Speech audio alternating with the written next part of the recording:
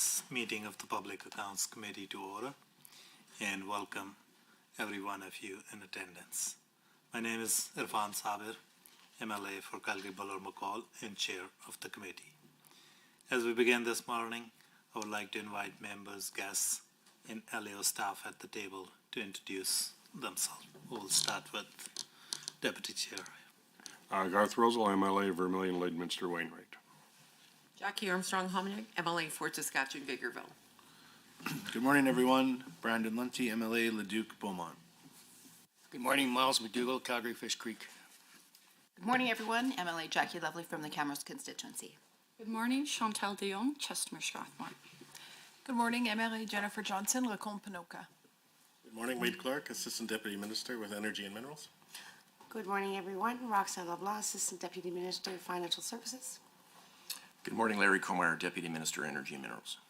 Good morning, Doug Lamy, Assistant Deputy Minister, Energy Operations. Good morning, Laurie Pusher. I'm the CEO at the Alberta Energy Regulator. Good morning, Doug Wiley, Auditor General. Eric Leonti, Assistant Auditor General. Good morning, Sharif Haji, MLA for Edmonton Decor. Marlon Schmidt, Edmonton Gold Bar. Marie Renell, St. Albert. Good morning, Nancy. Nancy Robert, Clerk of Journals and Committees. Warren Huffman, Committee Clerk. Thank you. We don't have anyone joining online, and there are no substitutions for this meeting. A few housekeeping items to address before we turn to the business at hand. Please note that microphones are operated by handset staff. Committee proceedings are live streamed on the internet and broadcast on Alberta Assembly TV.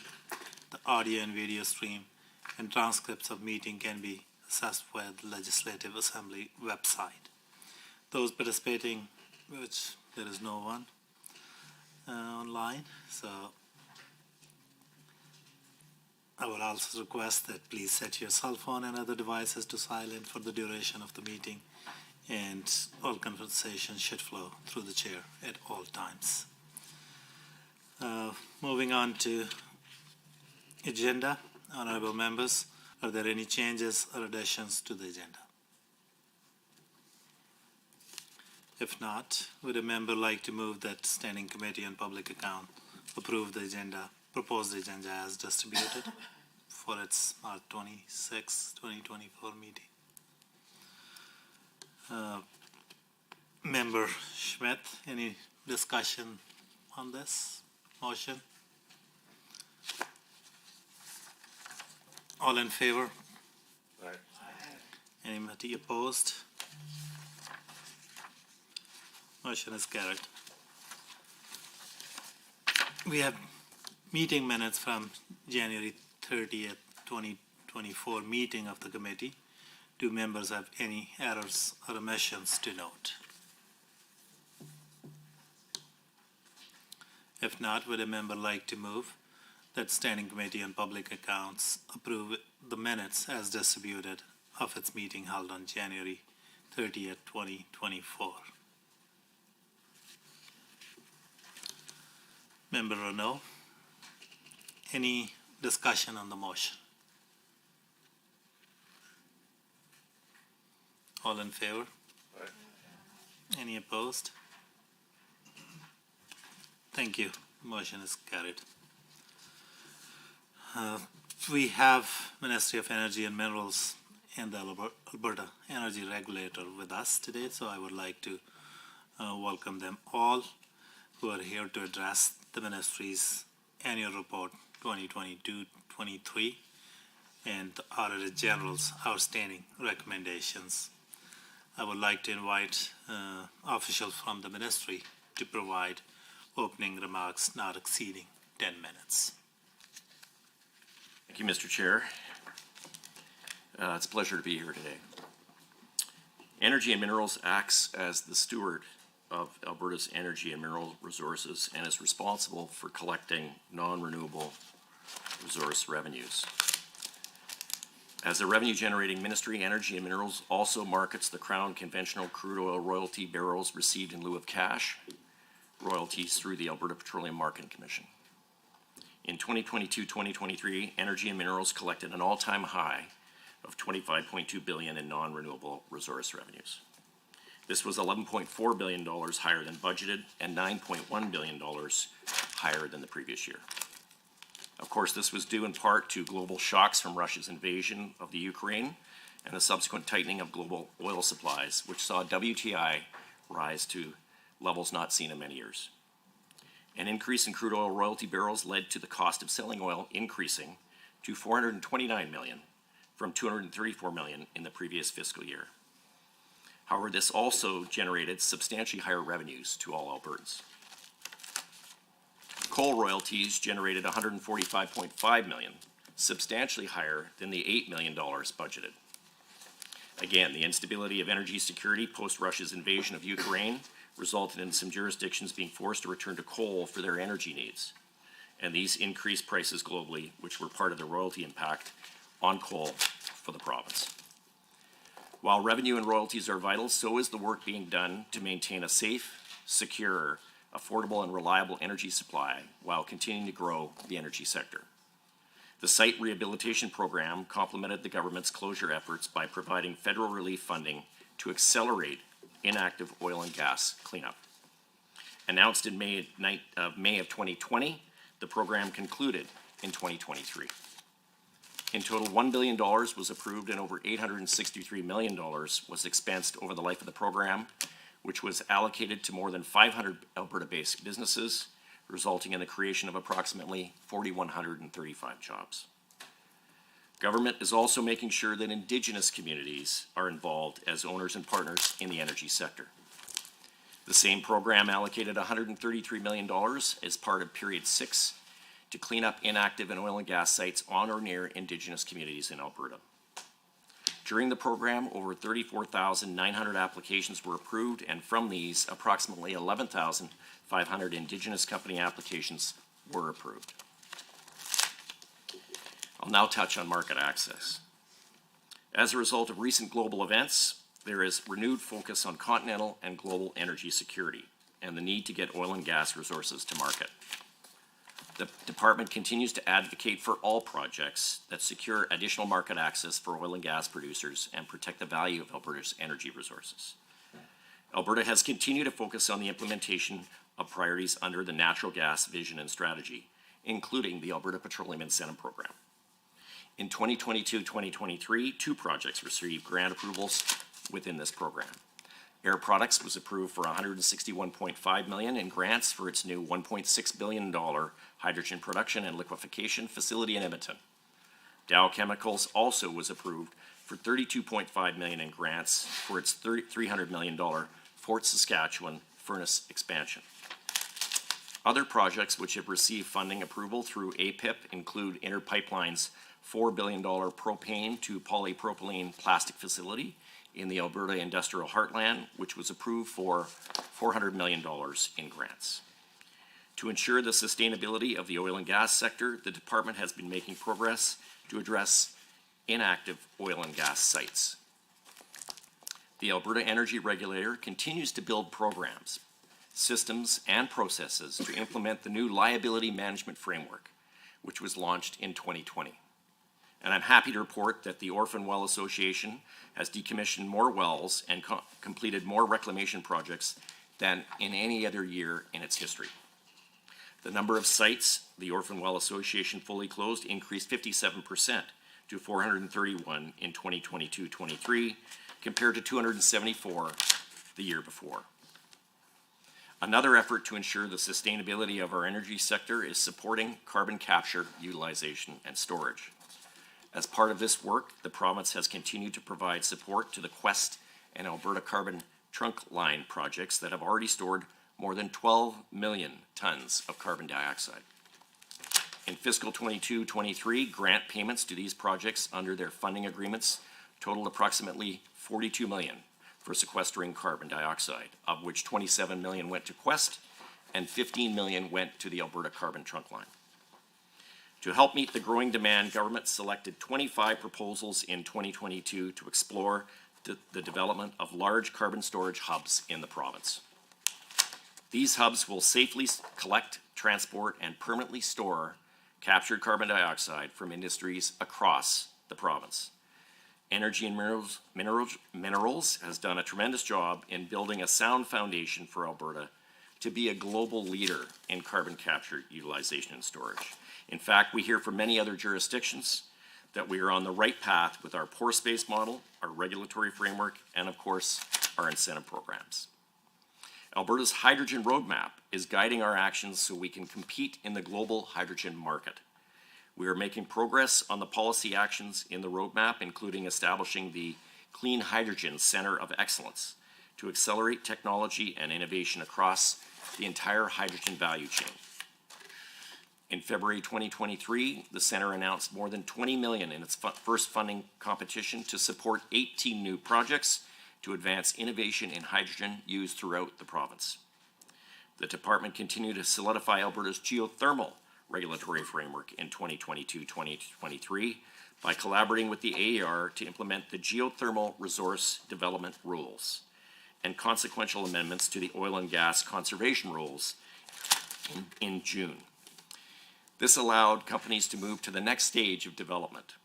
Between January 1st, 2022 and March 31st, 2023, the government received over 74 applications for tenure and issued 32 leases for geothermal projects across the province.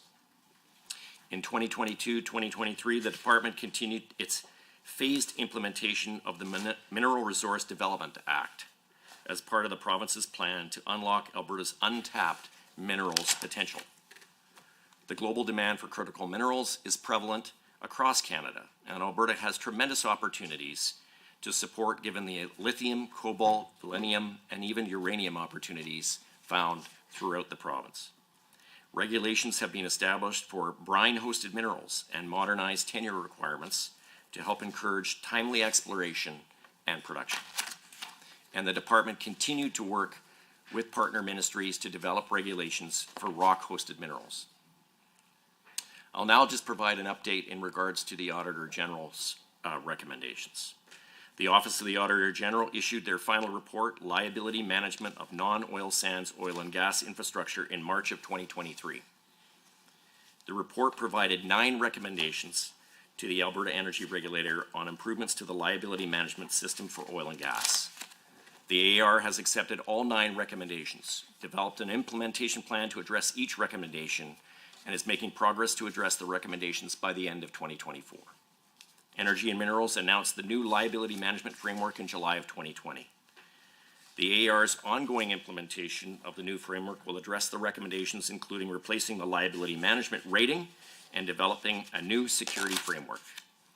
The framework is undergoing substantial changes as the AER continues to implement elements of this program. Some of the key deliverables from this program are the creation of a holistic license assessment that uses a multi-factor approach to assess the capabilities of licensees to meet their life cycle, regulatory, and liability obligations, and the establishment of an inventory reduction program, including annual closure quotas for industry. The AER has also released a new annual liability management report in January of this year. The purpose of this report is to improve transparency about industry's management of conventional oil and gas liabilities and to develop management performance baselines and ongoing assessments, both of industry as a whole and licensees specifically. The OAG published its report titled Processes to Provide Information About Government's Environmental Liabilities in June of 2021. The report included 2 recommendations associated with unfunded liability. One, that environment and protected areas develop clear guidance to determine who is responsible to do the required work and pay for it. And 2, that the EPA and AER complete a case-by-case assessment to determine who is responsible to clean up each site considering the guidance developed. In response to the report, EPA issued direction to the AER advising the AER that they will facilitate the funding out of their budget. The AER continues to support EPA as this guidance is developed. Thank you. I would now turn it over to the Auditor General, and Mr. Wiley, you will have 5 minutes. Thank you, Chair. I'll try not to repeat too much of what the Deputy has stated, but I will just maybe articulate again in our words what our work was about, the 2 reports before this committee. Chair, Albertans need an effective liability management system to hold industry accountable. from meeting their environmental obligations to the province and to ensure that industry's liability management risks are being properly managed. Inactive oil and gas infrastructure that isn't properly closed can pose serious environmental, public health, and economic risks to Albertans. Failure to ensure that operators and industry conduct and pay for the safe shutdown of their infrastructure increases the risk that extensive closure costs could be shifted to the public eventually. One of our key findings in our March 2023 report was that public reporting and external performance measurement on this liability management program were insufficient to assess whether the results are being achieved and risks are being effectively managed. The absence of external performance measures has created a lack of public accountability for the performance of this liability management system, which is not new. Without specific goals, targets, and performance measures, it's very difficult for Albertans to hold industry, AER, and the government accountable for the liability management system. Whether or not liability management activities are successful is dependent on transparent disclosure of what AER expects industry to achieve and what has been achieved relative to those expectations. As the Deputy has mentioned, we made 9 recommendations in our March report for the AER to improve processes such as collecting sufficient security, ensuring compliance with closure requirements, ensuring timely closure activity, reducing industry's growing liability for inactive sites, assessing information from the Orphan Well Association, and processing license transfer applications. There was also one recommendation outstanding from our June 2021 report, and in there we recommended that AER and environmental protected areas complete a case-by-case assessment on potential contaminated sites where there is no owner or industry backstop, and then determine whether any cleanup work must be completed by the government to ensure the safety of the public and the environment. Chair, I'm going to close with a couple of quotes out of page 19 of our March 2023 report. AER states a simple rule. If energy companies are going to profit from the province's energy resources, they must be responsible and properly abandon, remediate, and reclaim their sites.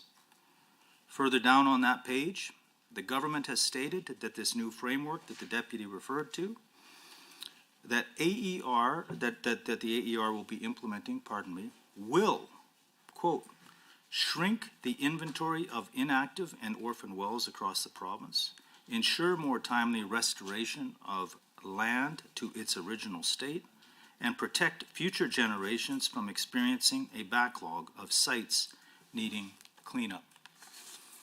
Chair, our reports before this committee, we believe, demonstrate that improvement is necessary for the government to achieve its promises to Albertans. And as I kind of mentioned in these introductory comments, one theme that permeates these reports is the public reporting, public accountability on whether this program is achieving its intended objectives, and quite frankly, whether it's working. We believe that that continual reporting is required to ensure that the program is actually achieving its intended objectives. With that, Chair, I'll close. Thank you.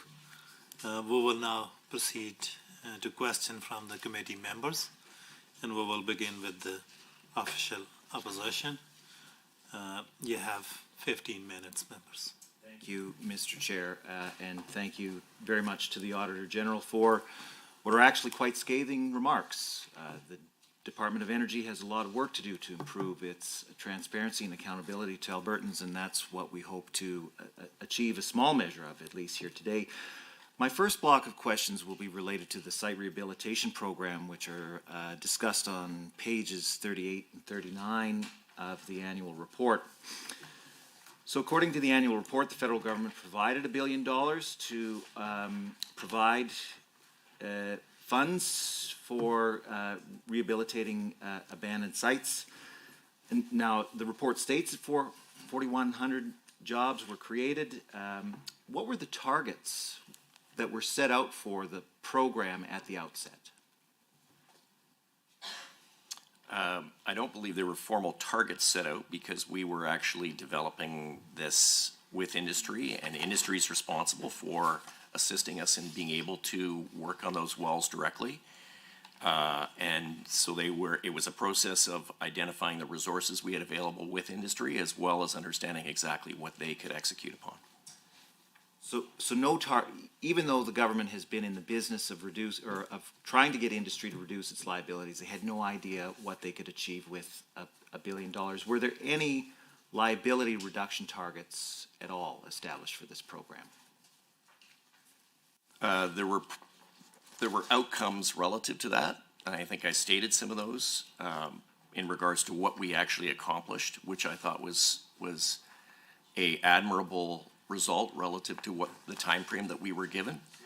What was the actual liability reduction that was achieved then by the program? So a total Emily, a total of 34,963 applications were approved. Dollar amounts. That was one thing that I couldn't get from the annual report. Like the numbers. The total dollar amount was $863 million of the total $1 billion that was used. Right, but the Liability Managed Framework report that was published in January 24 says that the amount you spend doesn't directly correlate to the amount of liability reduced. I know how much money you spent. How much was the liability reduced with that $863 million? I'll have to check. Just give me I don't know if we've got that number here. We'll have to get back to you on that. You'd be willing to table that report? Because, and like, was any public evaluation, other than what was presented in the annual report, was any public evaluation of the $1 billion that was spent provided? So in regards, I think I walked through most of the results, but I think I'll just walk through them because, I mean, I think in regards to the dollar amount, of liability, we'd have to probably calculate that. In regards to the actual phases of what was accomplished, we've provided that openly. I understand, and it's incredibly frustrating, as the Auditor General pointed out, that the Department of Energy continues to not establish any liability reduction targets for these kinds of programs, and it's incredibly frustrating that the people of Alberta are not getting the transparency and accountability that they deserve on this file. Now, you stated that there was $137 million in funding that was not expended. This was a program that was ongoing for at least 3 years. Why did the department fail to get that $137 million out the door?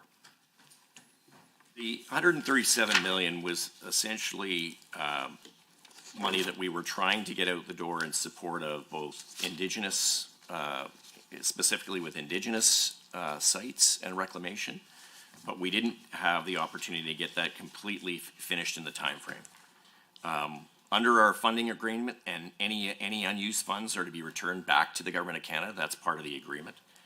In the end, the $137 million in funding is to be returned back to the Government of Canada.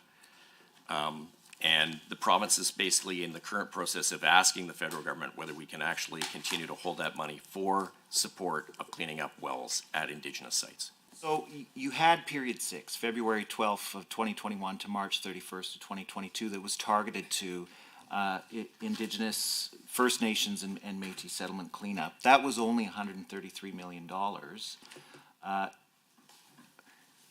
Let's say I'm skeptical that you're making things up here at the table, that you wanted to spend that additional $137 million. Why wasn't the allocation wasn't even $137 million in that first period. It was only $133 million. You only paid out $107.5 million. Why would the federal government believe that you wanted to spend this additional $137 million on First Nation site rehabilitation when that wasn't the goal, and you didn't even achieve the goal that you set out for yourselves here in achieving that target? The $137 million is currently actually part of ongoing discussions between ourselves and the federal government. So that I would say that at this time that's not a given that is is going to not be used, but because we are still holding those funds, but the understanding in the agreement is it is supposed to be returned to the government of Canada. Pretend I'm the federal government, and I have given you $1 billion for which you've had no targets, no measurable you can't tell me what you've achieved. If you don't set any targets, you can't demonstrate public value for dollars. Why would I allow you to have $137 million when you've failed to provide even the barest measure of accountability with the $863 million that you've already spent? I think, MLA, we've been very clear in regards to what we've actually achieved. And we must have a different definition of what the word clarity means. I'm going to move on, Mr. Chair, to talk about the liability management framework report that was issued in January 2024. Now, before the members opposite get excited, this all dealt with 2022 work that's covered in the annual report. Now, the AER required that industry spend $422 million on closure activity. The report says that actually $696 million was actually spent. Fantastic. How was the $422 million quota determined? Just give me 1 second on that. That quote, I believe, is a number that is established by the AER. They go about assessing the actual amount of liability that is there. They work closely with industry to ensure that the actual amount of levy can be provided relative to that and used appropriately, which is why the $700 million number has been established for the last 2 years, and is something that the industry continues to work on.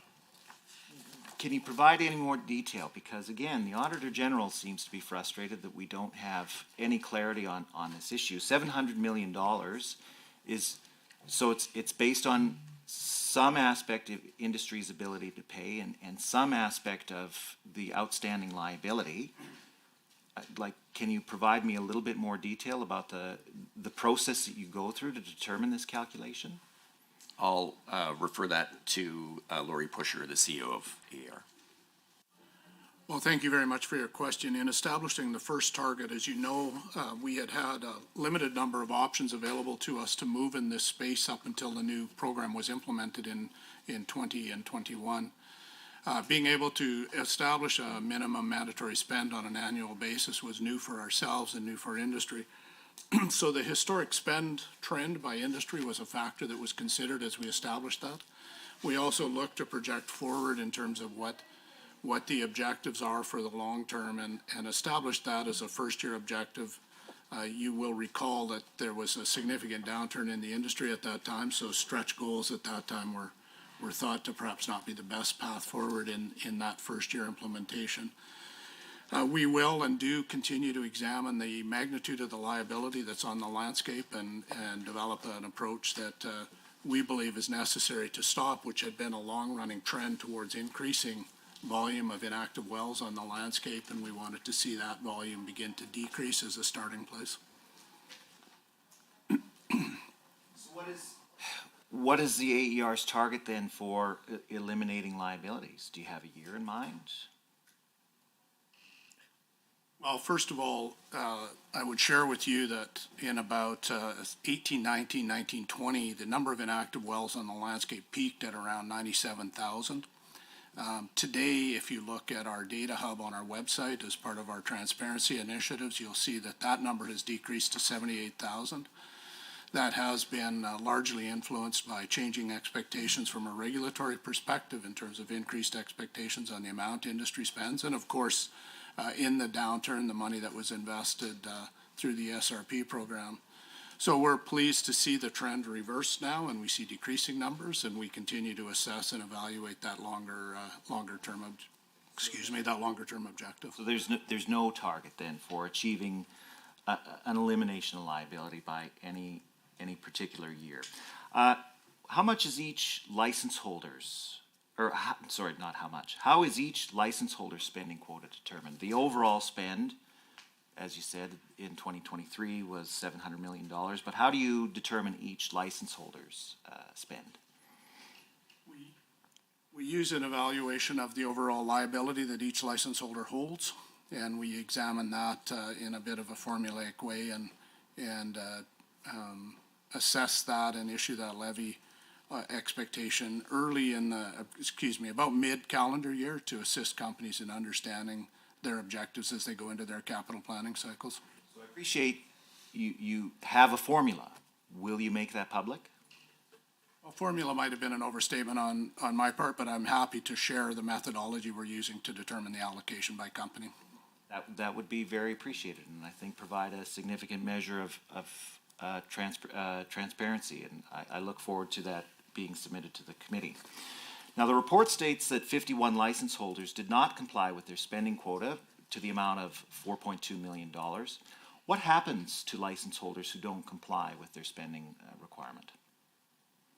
So it's the first year of implementing a mandatory spending expectation, a minimum mandatory spending expectation.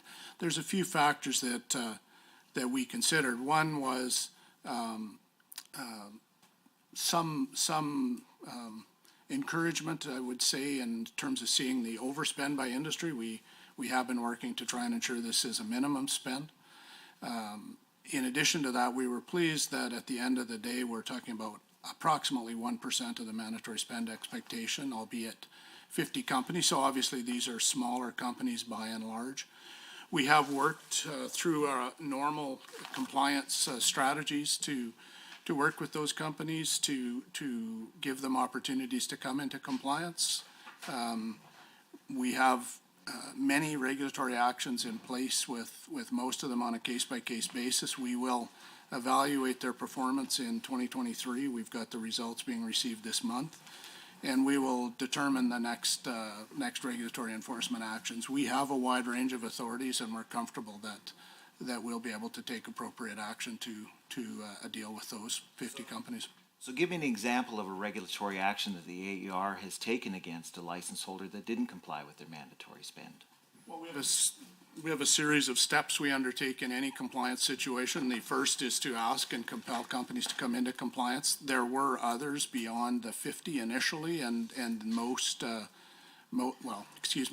others that aren't on the list of 50 obviously came into compliance. They were given some options. It was our first year, so we saw a number of inconsistencies in reporting, so we thought it appropriate to work diligently through those issues with each of the companies.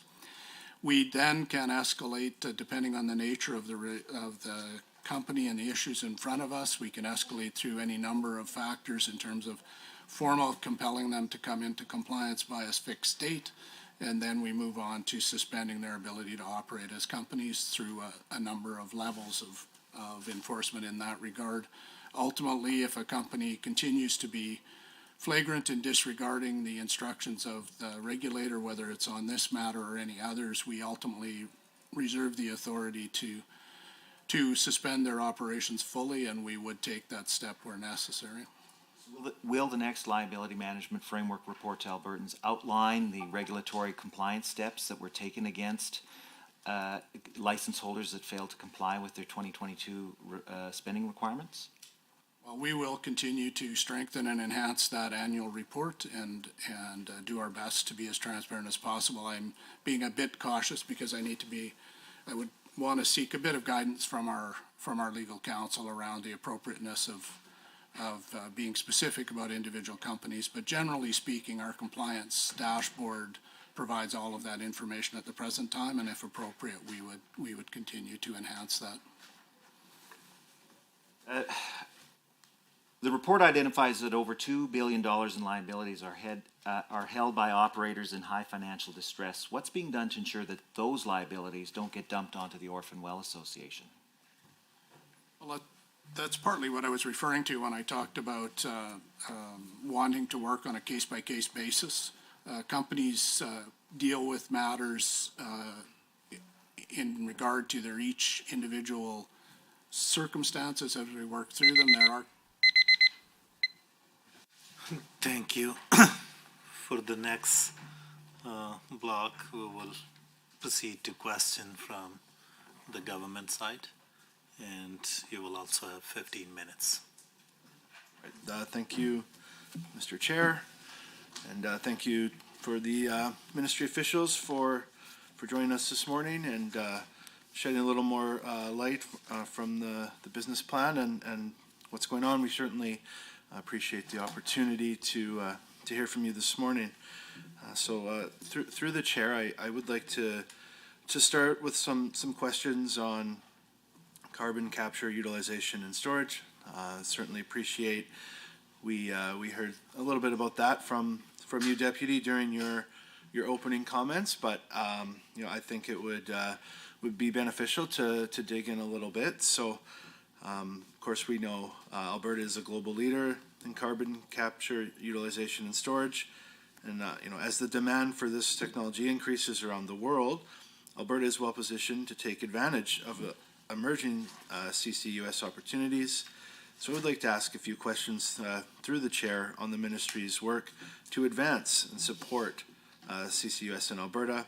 This, of course, is on page 36 and 37 of the annual report.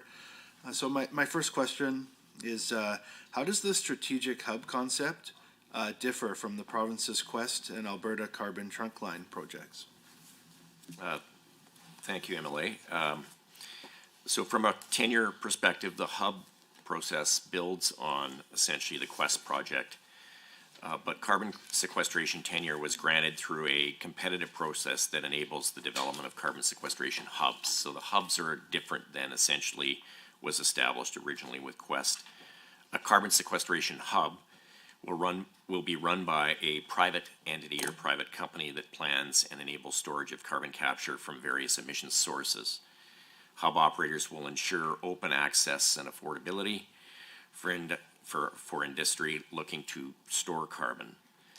The Alberta Carbon Trunk Line, which is 240 kilometers of pipeline that may be used by carbon sequestration hubs as the pipeline has capacity and will be expanded in the near future, is also a standalone project. The pipeline can transport up to 14.6 million tons of CO2. The nameplate annual capture capacity of the Alberta Carbon Trunk Line project is 1.68 million tons per year captured, and most of that's coming from the Sturgeon refinery as well as from Nutrien.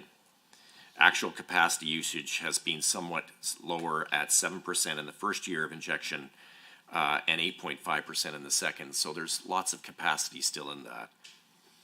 The hubs essentially operate independently, and we are just in the process of starting to stand up how those will be operating.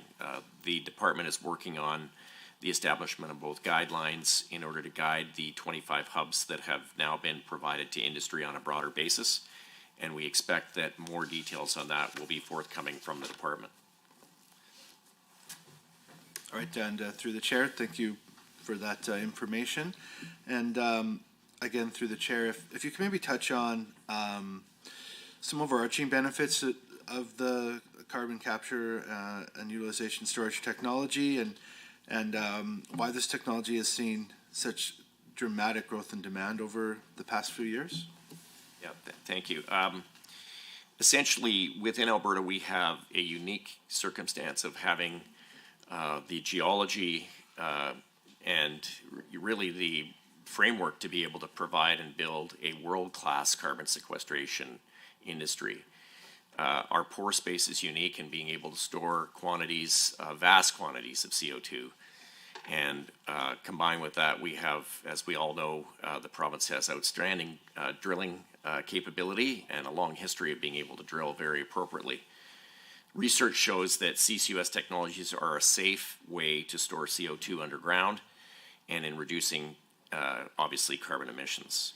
Captured CO2 from industry emitters are permanently stored deep underground in specific types of underground geology formations, typically more than a kilometer underground. And the research shows that Alberta is perfectly positioned to be able to do this.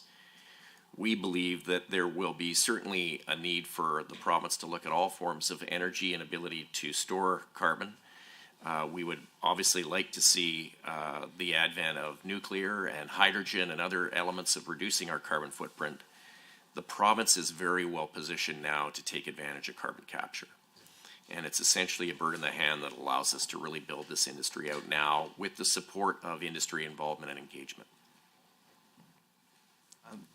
Through the chair, thank you again, and it's exciting to hear about this potential and those opportunities. So just a quick follow-up then on some of what you're talking about through the chair.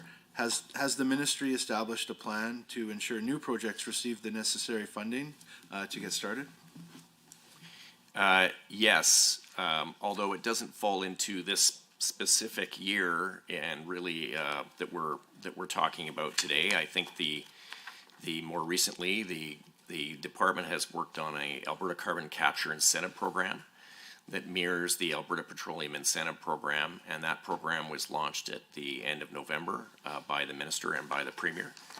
That program provides a variety of different carbon sequestration proponents with the ability to have a capital cost of 12% deducted from their overall capital cost on the project.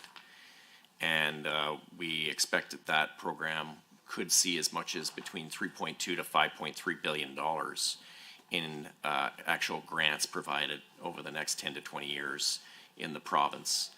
That positions us along with the federal government, for which we are hoping that the federal government's budget in April finalizes and actually does finalize and distribute the investment tax credit from the federal government, which will work in harmony with our incentive program to be able to then provide something that is truly industry leading in regards to a grant program to support carbon capture and storage.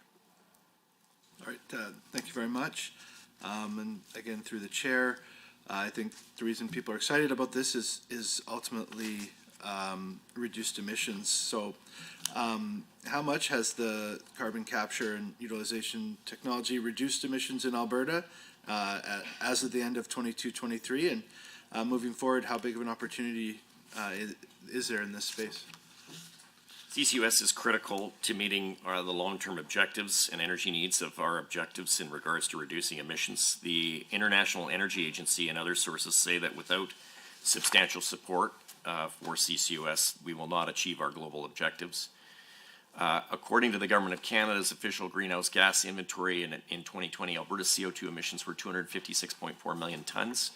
CCUS can be applied to various sectors such as power, petrochemical manufacturing, clean hydrogen production, cement manufacturing, biodiesel production, and natural gas processing.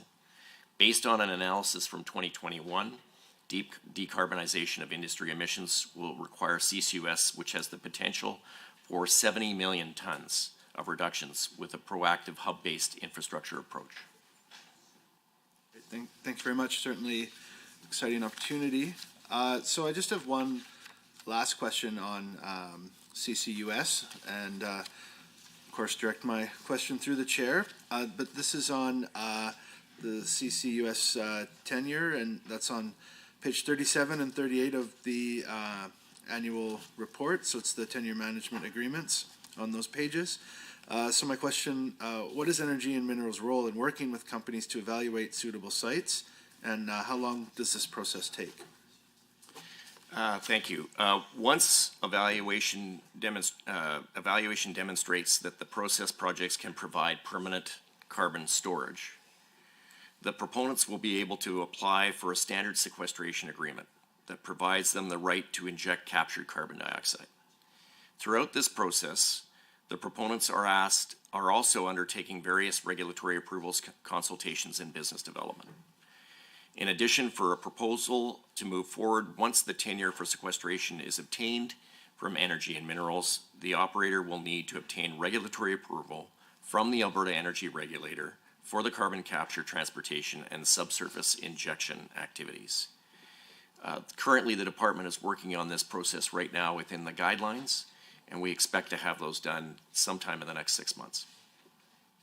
All right, thank you. Thanks again for those answers. I would like to switch topics here and speak a little bit on investment and production, specifically on the impact of inflation. So, I mean, we've obviously seen high inflation and rising interest rates over the past 2 years. So my question through the chair is related to performance indicator 1.C on page 22. And this does track the level of upstream and downstream investment in Alberta.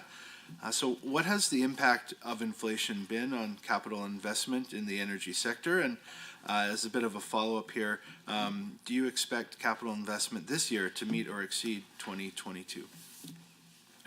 Thank you, MLA. In 2022-23, the economy grew faster than expected and oil prices stayed relatively high, as we all know, due to the ongoing invasion of the Ukraine by Russia. These relatively high energy prices boosted revenues and activity in the oil and gas sector on a year-over-year basis. Drilling activity increased both in 2021 and in 2022. The total successful natural gas wells increased by 19% from 802 in 2021 to 956 in 2022. Similarly, the total successful crude oil wells drilled increased by 45%. Bitumen wells drilled experienced a strong upward trend, increasing by 92% from 1,866 in 2021 to more than 3,500 in 2022. Overall, 2022 was one of the strongest of years for the types of wells drilled over the entire period of 2018 to 2022. However, there are ongoing labor and material shortages that the industry is experiencing. I might add as well that we've seen record profits relative to many of the oil and gas companies as a result of increased cash flow, and this has been shown to be a substantial lift relative to the returns both in the capital markets as well as what we're seeing the impact back to the province. Great. Well, thank you so much for providing that information to this committee this morning. I would like to cede my time to MLA McDougall. Thank you. I'm going to change a little bit to the topic of critical minerals, something that, at least historically, is we haven't got a lot of attention of in Alberta. Outcome 1 of the annual report states Albertans benefit from economic recovery through investment in possible energy and mineral development and access to the global markets. And one of the key strategies is the Mineral Strategy and Action Plan, which indicates that it hopes to enable Alberta to become at the forefront of the global mineral exploration and development. So, and you're working on a blueprint for sustainable development, which will include, of course, fostering economic growth and prioritizing environment and community involvement. Pages 32 to 34 of the report outlines the ministry's work to implement the Alberta's Mineral Strategy and Action Plan. And I'd like to ask a few questions, in large part because this is sort of a new and an emerging area for us. Can you outline a little bit what the department sees as the economic potential in developing this critical mineral resource that we have here in Alberta? I can. Thank you, Emily. I think Alberta is really, in some respects, a sleeper when it comes to our ability to sort of start the development of critical minerals.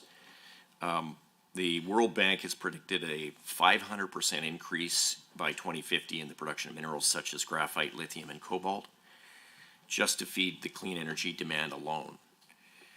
Alberta has vast, untapped geological potential to meet the increasing demand for minerals, many of which are used worldwide to manufacture batteries, cell phones, energy storage cells, and other products. These include lithium, cobalt, rare earth minerals as well, and we even have a small deposit of uranium, I believe. Alberta is also home to world-class refineries for critical minerals, including nickel, cobalt, and magnesium, and many of these kind of fly under the radar relative to really what occurs with the oil and gas sector. Sheridan International's refinery operation in Fort Saskatchewan is a top 10 producer of finished cobalt. Baymag's refinery facility in Exshaw is one of the world's leading manufacturers, MLA, of high-grade magnesium oxide. Umicore in Fort Saskatchewan produces spherical cobalt powders used in hard metal applications. Thank you.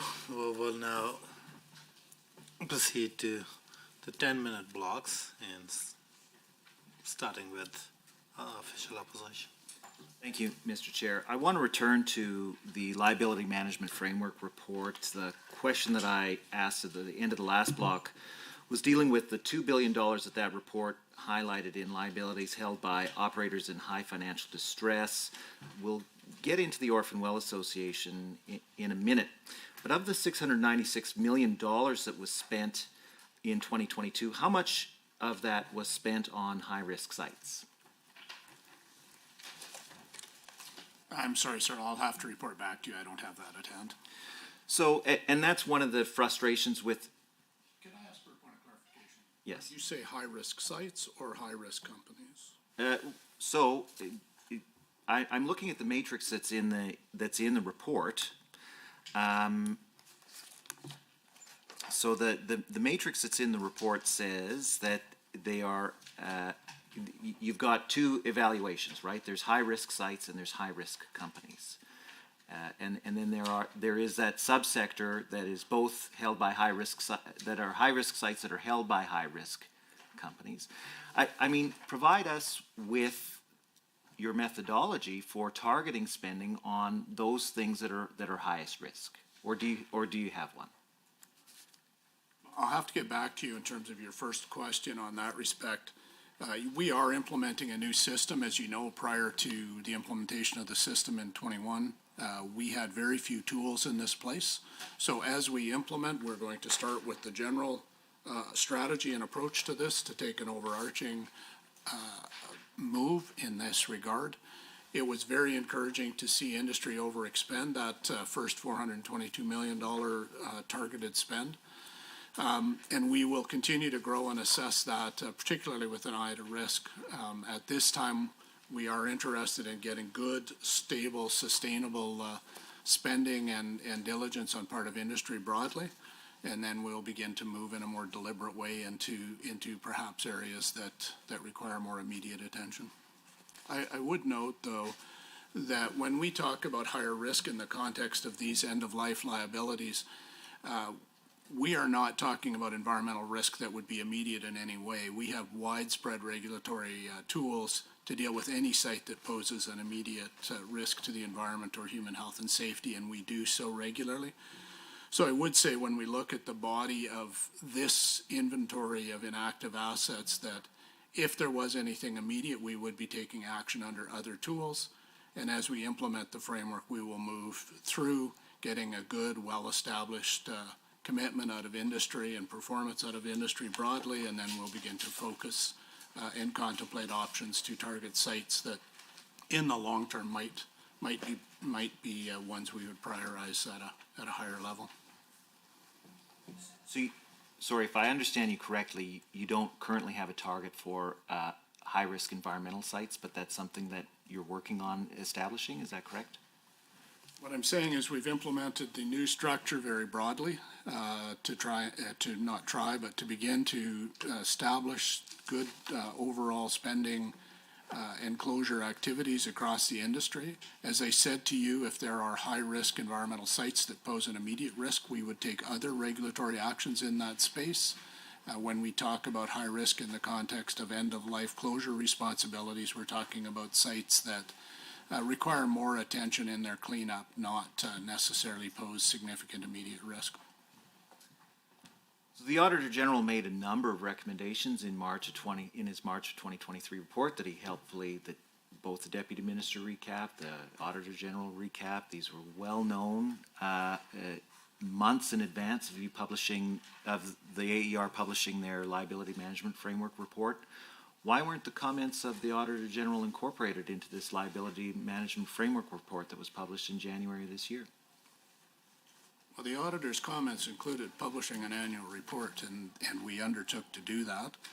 This is an evolving set and broad range of regulatory oversight that we've been empowered to execute on. Prior to the implementation of the new framework, we and others had been saying we need more tools, that there's a need for more attention in this space, and for many years we saw that well count growing, and we're really pleased that the new tools, by way of a more holistic assessment of operators to ensure that they are appropriate, a more detailed look at how license transfers occur, but also an expectation and a tool that allows us to execute on holding industry to account, to meet that expectation, to spend and spend more to address these things. So all of that is being implemented, and I think early signs are pretty encouraging in that space. We will continue to work with the auditor and others to evolve the annual report and continue to our objective to move to increase transparency in this space.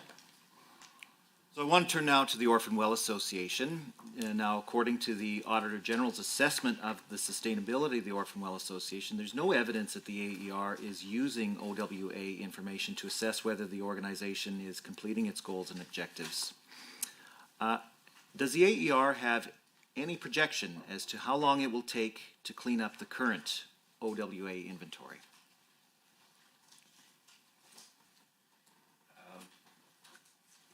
Well, we have an estimate that the closure liabilities to be about $890 million for the Orphan Well program as of March 31st, 2023. There are 2,253 orphan wells requiring abandonment. 7,117 orphan well sites requiring reclamation, and one large facility, and that is our estimate. Right, that's the estimate, but how long will it take? In 2023, you spent $135 million from the Orphan Well Association. Like, how long is it going to take to clean up that liability? I don't believe we've got an actual estimate of that in regards to it. I mean, we could do simple math relative to how long it's taking in regards to the average number of wells that are actually being cleaned up on an annual basis in the Orphan Well Society. It's a standalone entity relative to it. And of course, its funding has been provided by the government in the past, but as well as provided by industry. So we would have to probably work with them to identify exactly as a standalone group what their estimate would be. How is the target for the annual levy for the Orphan Well Association established?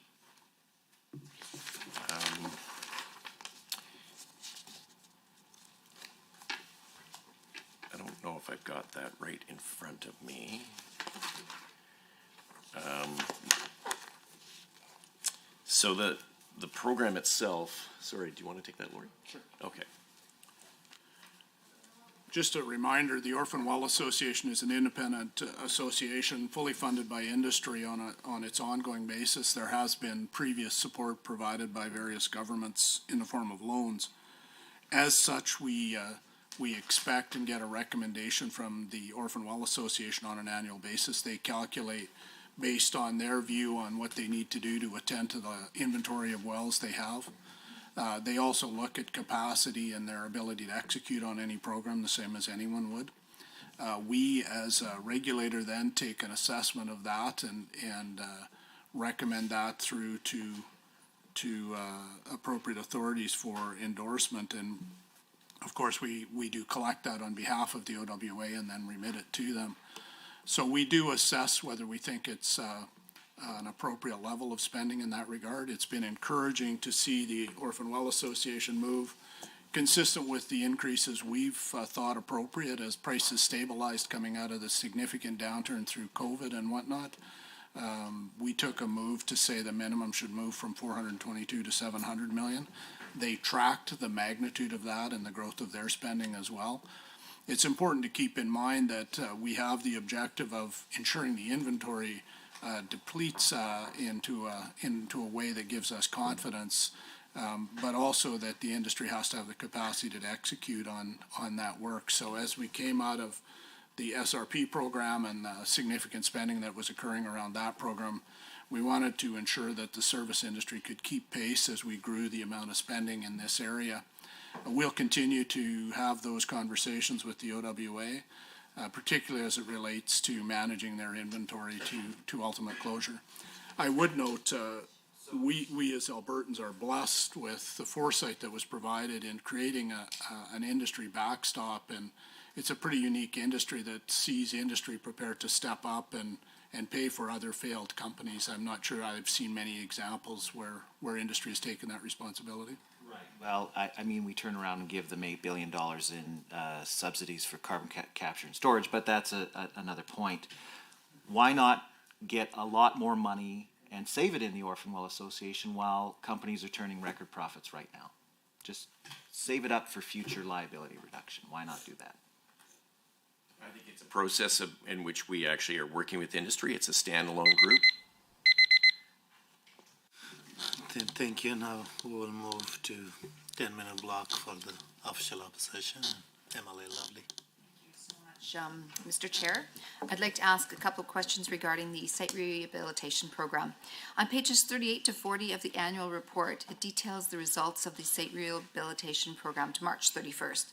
The SRP launched on May 1st, 2020 as part of Canada's COVID-19 economic recovery plan, offering up $1 billion in relief funding to eligible oil field service workers for well, pipeline, and oil and gas site closure and reclamation work.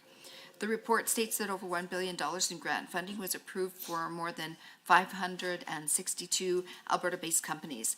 The program ceased accepting new applications on March 31st, 2022, with a final deadline for work completion and invoice submission set for February 14th, 2023.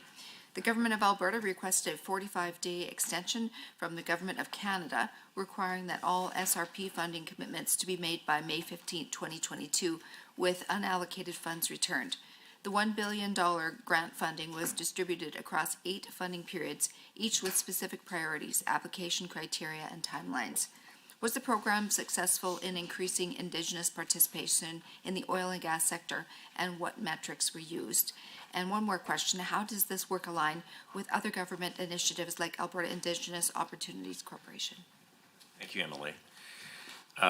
Yeah, I think Alberta has developed tremendous strong partnerships and relationships with Indigenous communities and businesses through this program. This includes an environment that ensures the duty to consult, supports economic and social development in communities, and continues to design effective competitive processes that respond to Indigenous issues and perspectives. And the site rehabilitation program is a perfect example of that. Several measures strengthen the Indigenous participation in that $1 billion that was included. First was a process was put in place for First Nations on reserve and residents of Métis settlements to nominate inactive oil and gas sites for closure. Secondly, there were incentives that were put in place to encourage Indigenous participation in the program.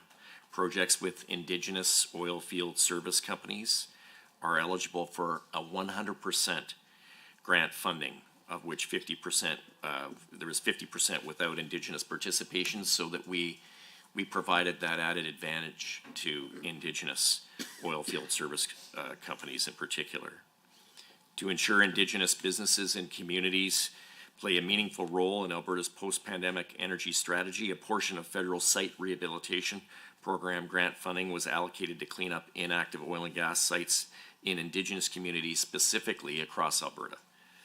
And the Government of Alberta worked with Indigenous communities, Indigenous businesses, the Indian Resource Council, and the Métis Settlements General Council to develop the details of this grant allotment for funding in what you referenced, MLA, as Period 6.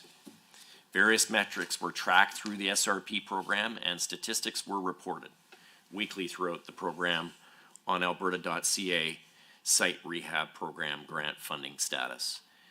Energy and Minerals engaged with Indigenous communities, oilfield service companies, and licensees with infrastructure within Indigenous communities throughout the program, and there was open communication throughout that period. At the end of the program, 11,567 Indigenous company applications were approved, and 103 different Indigenous contractors directly participated in the site rehabilitation program. And as you referenced in Period 6 specifically, there were 1,824 wells were approved for funding, and that resulted in 513 direct jobs that supported the efforts of that work to ensure that we optimize those dollars. Fantastic. Now, a question regarding liability management framework. Pages 49 to 50 of the annual report go over the steps taken to implement the government's new liability management framework in 2022-23.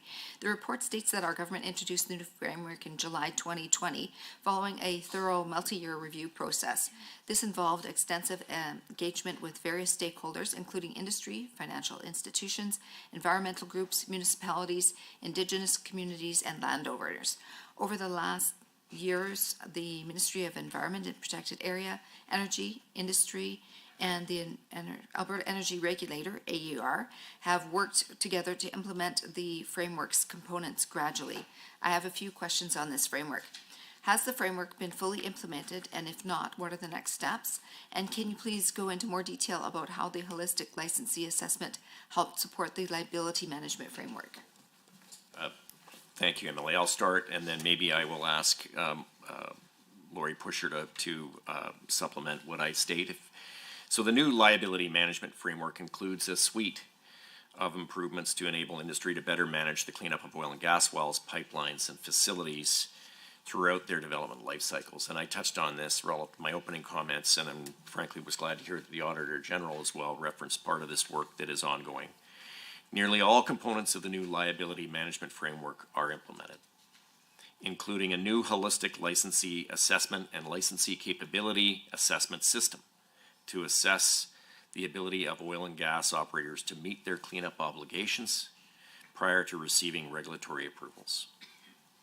As well, there's the licensee management program, which enables the regulator to proactively work with licensees to meet regulatory obligations when they may otherwise struggle to do so. There is also an inventory reduction program that's been put in place to accelerate timely cleanup of wells through mandatory annual closure spending quotas, and through a closure nomination process for all landowners. And landowners can now actually directly feed into the system relative to being able to provide that information directly to the AAR so that those sites are identified and dealt with sooner. An expanded role for the industry-funded Orphan Well Association also has been completed, which allows the OWA to better manage and accelerate the cleanup of orphan wells. A process to address legacy sites that were abandoned, remediated, or reclaimed before current standards applied, and sites that have received reclamation certificates, but for which the operator's liability period has lapsed, is under construction currently. And maybe, Lori, I don't know if you want to augment any of that. Okay. Now a question regarding integrated resource management system. On page 50 of the annual report speaks to IRMS, through which the cumulative effects of resource development are examined in relation to economic, environmental, and social interests. Can you explain the role of IRMS and the benefits of how it operates? And can you share what some of the priorities of the IRMS are going forward, and how Energy and Minerals is expected to contribute to these priorities? I can, Emily, thank you. The IRMS, which for those listening in stands for the Integrated Resource Management System.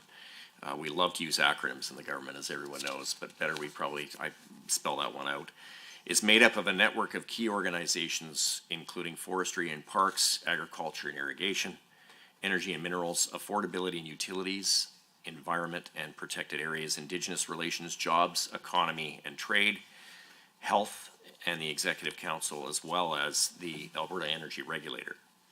The IRMS is the forum through which the province's land and resource ministries and regulators collaborate to evaluate, design, and implement policy to ensure Albertans' expectations about land and natural resource development are being met.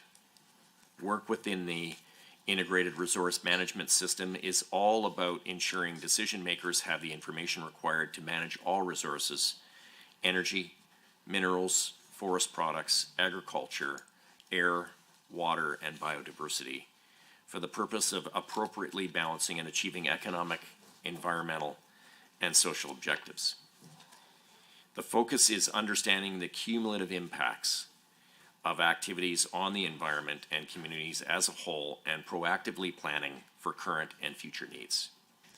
Energy and Minerals' role in the Integrated Resource Management System is to ensure that land use planning and other cross-ministry initiatives consider the interests of all Albertans as owners of Crown mineral resources and the obligations the Crown has in relation to these resources, such as tenure agreements. And then specifically to your second question, Energy and Minerals' current focus is contributing to the development of the Caribou sub-regional plans and the completion of a 10-year review of the Lower Athabasca Regional Plan. There is also two sub-regional plans, which are being worked on right now, Cold Lake and as well as Bistu Lake being completed and are being implemented. And then there's 4 additional plans that we are currently in progress of developing within the Integrated Resource Management System.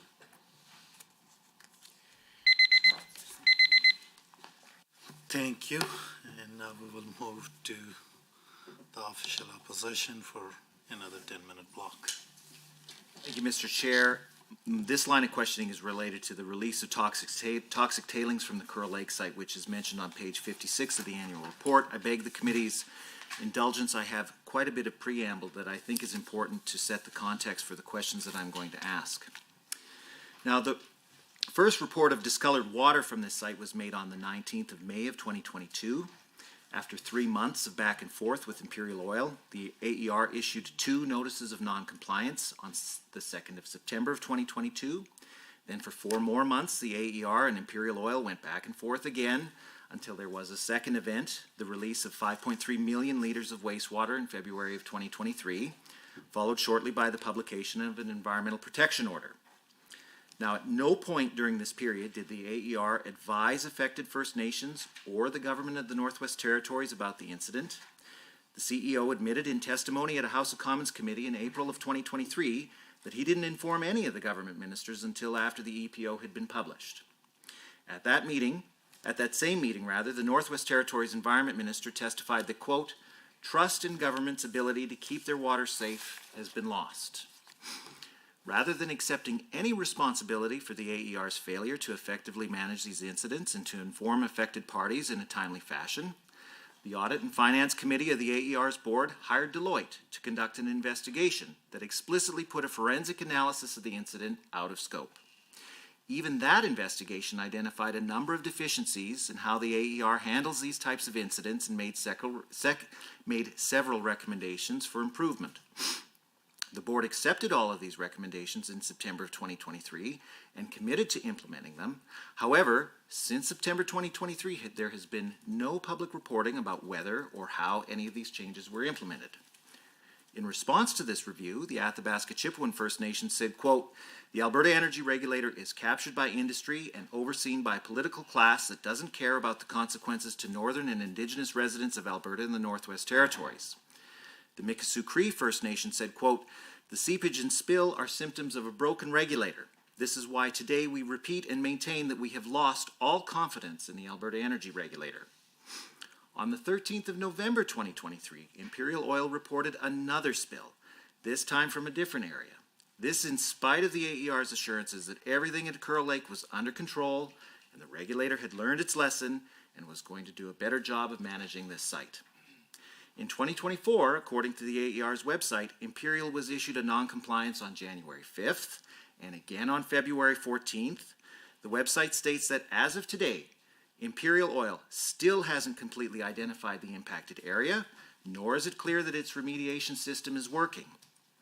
In March, Athabasca Chipewyan First Nation filed suit against the AER and the Government of Alberta for over $1 billion worth of damages because of their failure to competently respond to these incidents. Now the AER and the Government of Alberta are at an extreme financial risk in addition to the reputational damage that this incident has already incurred. So to summarize, nearly 2 years after the initial incident at Curl Lake was reported to the AER has failed to address this incident, failed to prevent several further incidents, has failed to restore trust with affected First Nations and the Government of the Northwest Territories, and even though they've committed to making changes that their own hand-picked auditor said were needed, they failed to show what, if anything, they've done to change. Now I turn to the AER's Mandates and Roles document, which was signed in 2020 by the Energy Minister, among others. This document outlines the responsibilities of the CEO of the AER, which include, quote, engages with AER's many and varied stakeholders to ensure the organization is positioned for success and credibility, acts as a trusted and integrated partner in running the regulatory system with government, monitors AER performance and takes corrective action when problems are identified, ensures the proper management of risks, ensures decisions of the AER are published in a timely and transparent manner, participates in resolving key stakeholder issues to ensure shared outcomes are achieved. Given that by the 31st of March 2023, it was already clear that the CEO had failed to uphold these responsibilities, and given that subsequent events have only served to reinforce the failures of the CEO to carry out his responsibilities, why didn't the chair of the AER ask for the CEO's resignation last fiscal year? And when can the people of Alberta expect the CEO to resign from a role that he has clearly demonstrated he's completely incapable of performing? Thank you, MLA. I will refer this to Lori in a moment. I guess I would just want, as a point of order, Chair, to make sure that we understand the period by which this questioning takes place, which is for 2022 and 2023, and not 2023, 2024. Mr. Chair, as I clearly stated in my question, it was evident to anybody looking at the situation that by the 31st of March 2023, the CEO had already failed to uphold his responsibilities. So why didn't he resign before the 31st of March of 2023? I think that this is an ongoing investigation, and the response to two separate imperial law incidents that occurred at Curl Lake is something that's ongoing, and so I will ask Lori to respond to some of this, but I will say that this is something that's very sensitive right now, and there is the potential for this ongoing investigation, given its sensitivity, to be something we cannot share all matters with. So in response to the AER issued an environmental protection order to Imperial in February of 2023, as you have identified. The EPO requires Imperial to take action. We don't need to recap this. Well, my question was simply, why didn't the CEO resign? Member, insofar your question relates to Curl Lake and spills there, and within the time frame covered by the report, that's the part I think is fair and ministry should answer. But insofar resignation is concerned, that I will rule that out of order. Okay, thank you very much. So, disappointing that there doesn't seem to be any accountability present today for the CEO's failure to uphold his responsibilities. The same mandates and roles document that I quoted states that the board chair is responsible for monitoring and evaluating the CEO's performance and providing the CEO feedback on their performance. When in 2022-23 did the board chair evaluate the CEO's performance? What was the outcome? And can the written evaluation be tabled for the committee? That is a matter by which Chair is something that is subject to the Board of Directors of the Alberta Energy Regulator. I do not sit on that board. When, to the CEO then, when were you evaluated by the board chair for your performance? What did the board chair tell you? And when can we expect a written evaluation to be tabled to the committee? Well, I would need to take the question of the appropriateness of asking for an individual's performance report to be publicly released. I would say that I have a very strong working relationship with the board. Their expectations have been clear all the way along, that as we became fully apprised and understanding the issues in front of us at the Curl site. Well, much time. We're not going to get an answer. I would appreciate some form of accountability from the Department of Energy on the CEO's performance. Now, given that the board is responsible for holding the CEO accountable for his performance, and that by the end of 2022-23, it was already clear that they'd failed to do so, why hasn't the board resigned? Why didn't the board resign? And when can the people of Alberta expect the board's resignation? Point of order 23J. The member opposite treatment of the ministry official, particularly with the forceful repetition of this question, is most certainly abusive or insulting and is meant to cause disorder in the committee. I would also add the chair of our committee, in fact, just recently advised the member that that particular line of questioning on a person's resignation or performance was in fact out of order And then we immediately saw 2 additional questions on the exact same line. So this is clearly a point of order 23J. I'm just demanding some accountability from the people of Alberta for the Alberta energy regulator's failure to protect the people of Alberta. I think that energy regulator and whatever is provided in 2022-23 annual report is a fair question. So I would urge member to frame the question about what's in there and tie them closely to what's in the report and what's within the scope of this meeting. I'll move on. The mandates and roles document states that ministers are responsible for providing feedback on the performance of the chair. When in 2022-23 was feedback to the chair provided by the minister, and will the written evaluation of the chair's performance be tabled for the committee? I would have to, there again, MLA, I would want to be clear that the Alberta Energy Regulator operates separately and distinctly as an energy regulator. And that... No, it's clearly stated in the mandates and roles document that the minister will provide feedback on the board chair's performance. When was that done, and will you table it? Simple question. I would have to get back to you on that relative to the actions that were taken relative to the minister. Thank you very much. So in 2007, it came to light that the energy regulator of the day, the AUB, had hired spies to monitor public meetings. That was enough to cause the government of the day to disband the regulator. Now, given the reputation and financial damage that the mismanagement of the Curl Lake incident has caused, when can the people of Alberta expect the Alberta Energy Regulator to be deregulated and to create an industry regulator that people trust? Thank you. We will move to a 10-minute block for the government members to ask questions. Thank you very much, Chair. And thank you to the deputy and officials that are here today.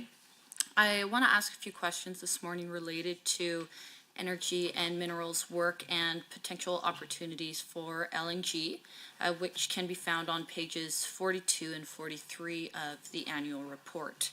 I'm encouraged to see that LNG Canada and wood fiber LNG projects are progressing and under construction. So what role did energy and minerals play in supporting these projects? In regards to wood fiber directly, Energy and Minerals continues to work with regulators, industry, and other stakeholders and across government to address our pipeline systems, in particular the efficiencies, and address market connectivity issues to look at how we can support that. In regards to wood fiber and LNG Canada, both of those projects do not have a direct impact relative to Alberta molecules moving. Most of that gas is found on the BC side of the border, but it does impact, will have an indirect impact if those projects do proceed and do get to a completed stage relative to the price of AECO, which is our gas price.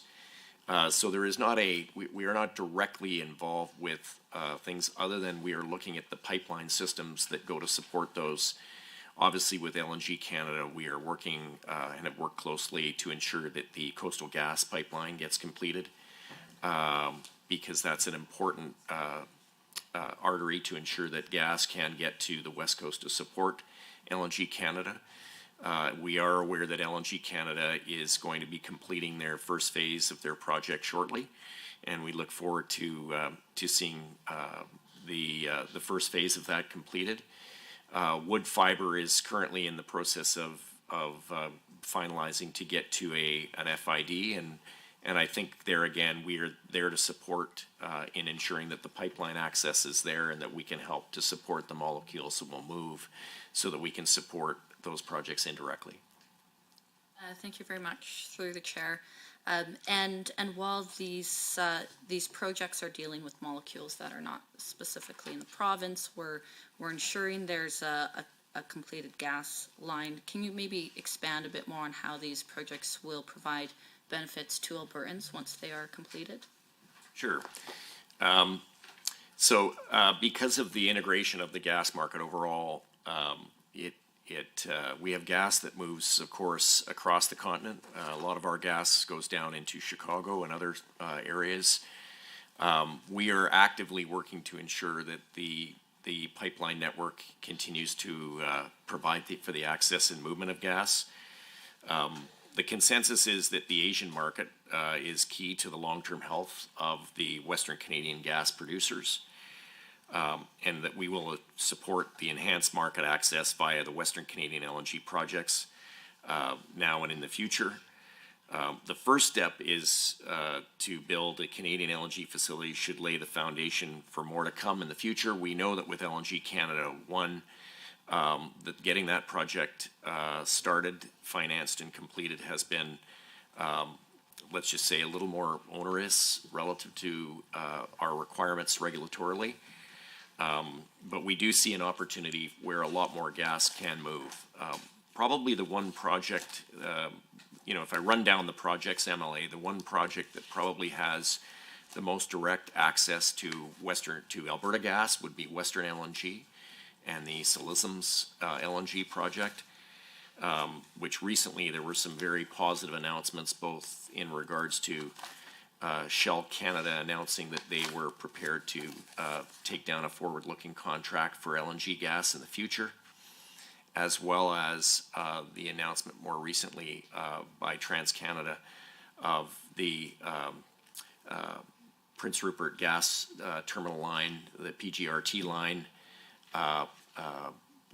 in which they would provide that optionality to the Haisla First Nation to go and proceed with the construction of that. That would enable a substantial amount of Alberta gas to move to the West Coast. And we're quite keen to see how that project will proceed in the future. Thank you very much. Justin Trudeau might not think there's a business case for natural gas, but I certainly do. I'd like to, talk about LNG within the light of some global conflicts we're seeing. I'm happy to read on page 42 of the report that our natural gas is helping to meet the rising demand for sustainable energy, while of course creating jobs and billions of dollars in revenue. Given the ongoing conflict in Ukraine and other global issues that have put pressure on the supply of clean and reliable energy, how has Alberta's development of LNG products helped to fill the gap in the global energy market over the past fiscal year? And are there any specific government programs or initiatives that have helped to augment the production of LNG so that we can better assist our partners and allies overseas that need access to a reliable source of energy? Thank you, Emily. Yes, I think the analogy of us not having a business case for LNG is something that I would strongly suggest that our industry in particular and our industry advocates suggest there is a case for LNG from Alberta in particular. The government of Alberta is ensuring that Alberta's responsible produced natural gas has access to markets through LNG. And the efforts include collaborating with other governments, regulators, industry, and Indigenous partners to streamline project approvals, improve pipeline access, and get infrastructure built to ship Alberta gas. We are currently working with the federal government in a number of ways relative to ensuring that we can support the streamlining of applications and the advent of moving forward with more gas. That's an ongoing set of tables that the government, the provincial government is helping to table. And we are implementing our natural gas vision and strategy really as we speak. Canada has a world-class scale LNG export project with LNG Canada in Kitimat, which aims to produce about 14 million tons per annum of LNG, and we believe that project will be up and operational by 2025. You touched on wood fiber LNG. It's currently under construction, and it's expected to be finalized by 2027. And it will have the capacity of about 2 million tons of LNG annually. The Silesums project that I touched upon as well, which is the predominant project that will see Alberta Gas move and is driven by gas producers located in Alberta is a proposed floating natural gas liquefaction facility and marine export terminal to be located on the northwest coast of BC. And the planned capacity there is 12 MPTA or 12 million tons of LNG. That project would see a sizable amount of gas from Alberta move to the west coast, which would be, I think, very beneficial.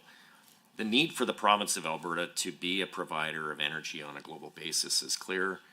We believe that natural gas can provide both a fuel switching opportunity in Asia, where they are currently using coal predominantly, and we have the ability to have them switch relative to coming off coal to dramatically reduce their emissions, thereby ensuring that we can cut emissions on a global basis. And Alberta can provide that global opportunity back to the world relative to ensuring that we can lower emissions on a global basis. Through the chair, thank you. Well put. Our government prides itself on its commitment to meeting and exceeding the global standards for LNG production. I recently had the opportunity to go on some PENWAR missions and speak to our neighbors to the south, and one thing was very clear, that Alberta's production of LNG and production of hydrogen was of great interest to our southern trade partners.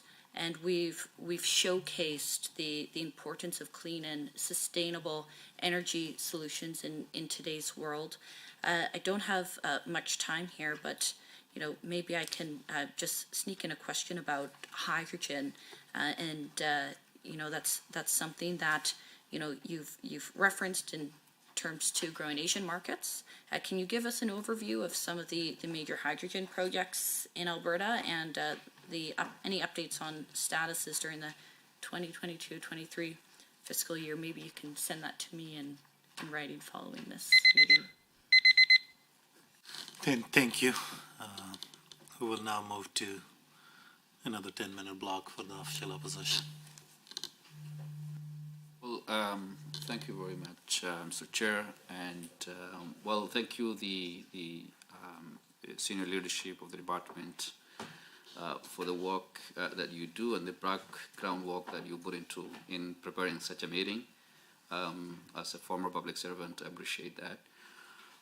So my questions will be around royalty frameworks.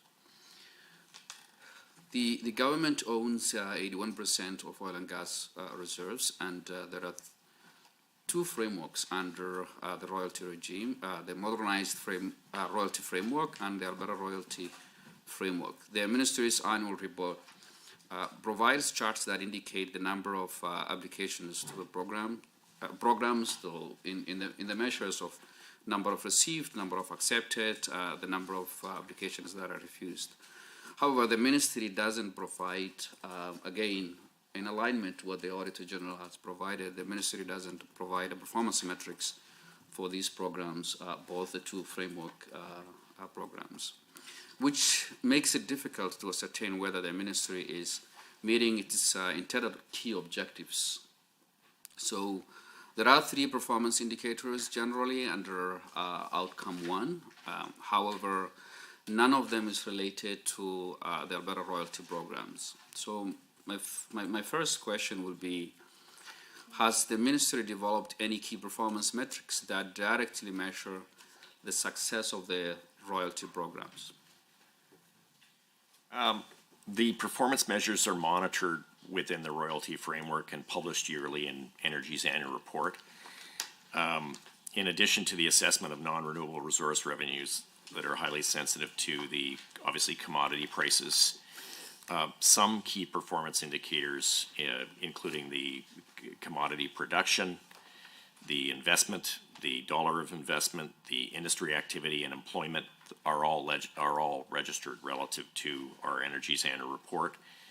And the annual report also includes a discussion and analysis of results section outlining the achieved key objectives and performance measures towards establishing outcomes for the business plan.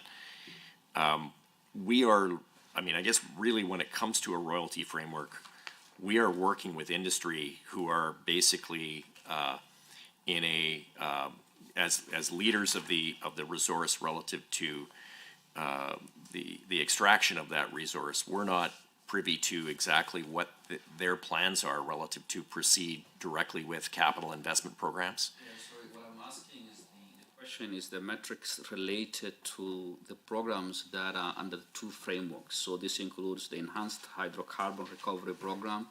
This includes Emerging Resources Program. Are there any specific performance metrics that show the performance of these programs, and can you provide examples of those? Yeah, I'll probably start and then maybe refer to ADM Lamy, but the objectives of the two programs are to provide the appropriate royalty treatment for incremental hydrocarbon production, to account for the higher costs associated with enhanced recovery methods, and to generate incremental hydrocarbon production. The Emerging Resources Program, or the ERP, is tailored to emerging areas that have not reached the point of activity on a commercial scale, and that's one program that we're currently using relative to ensuring that industry can proceed with additional royalty work.